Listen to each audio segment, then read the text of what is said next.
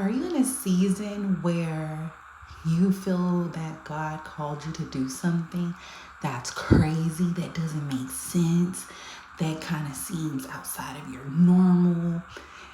It, for me, is one of those things that I don't take lightly just because there are so many people in the world that I love the concept each one teach one.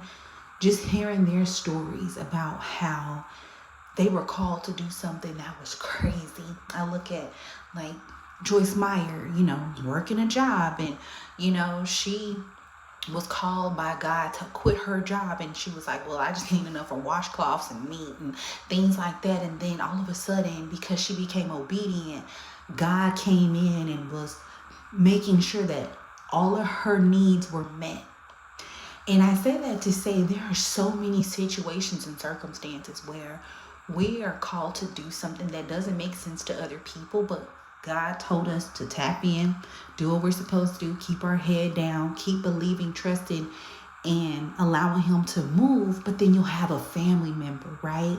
Someone who may have a better relationship with God, someone who, in your journey or your walk has been an advisor, a mentor, someone you could go to just be like, hey, this is a situation. Or, sometimes people have their own opinions and they just give them freely, even without being asked.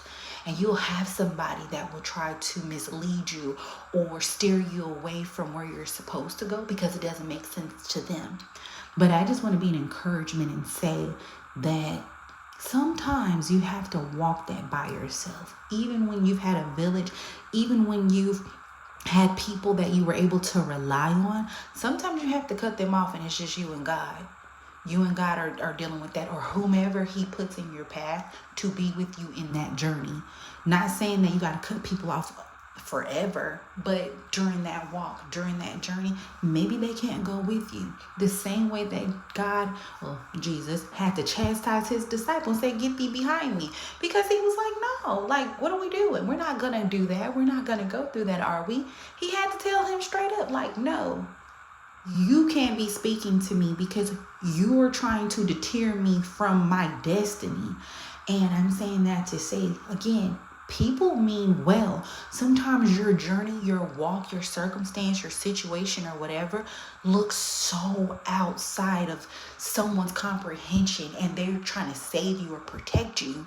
But sometimes God stretches us to a whole new level and we have to just trust that He's got our back, even though our normals have our back too.